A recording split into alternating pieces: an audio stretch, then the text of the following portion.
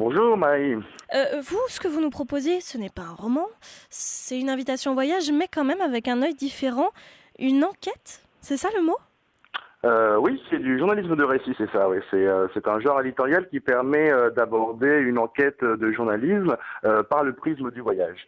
Où du coup, voilà, on est en immersion dans une culture où on parle avec les gens, où dans le livre on décrit les paysages et les rencontres du voyage pour pouvoir aborder un petit peu mieux la culture créole dans ce cas-là, et puis avoir vraiment une empreinte de réalité et de quotidien avec les gens. Ouais.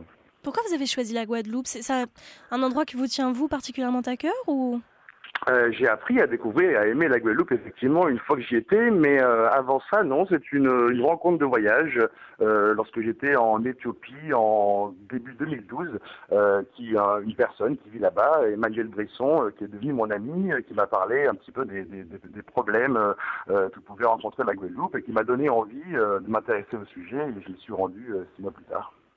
Là-bas, c'est quoi? C'est vous êtes sur le terrain pendant plusieurs mois? Oui. Oui, je suis resté sur place pendant 6 mois, ouais, en Guadeloupe. Hein. Moi, je voyage, je suis curieux, j'écoute ce que me disent les gens, j'observe ce que je vois dans la rue, et ensuite, je suis amené à me poser des questions ou à m'étonner de certaines situations, de certaines remarques, de ce que je peux observer.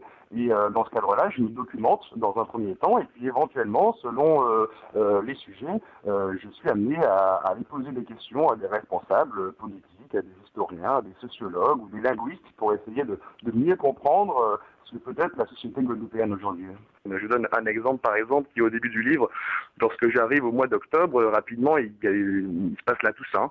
Et moi, je vais dans les cimetières en Guadeloupe pour voir comment les Guadeloupéens vivent la Toussaint et quelles sont leurs traditions, qui sont à la base chrétiennes et qui viennent, que nous avons amenées depuis l'Europe là-bas.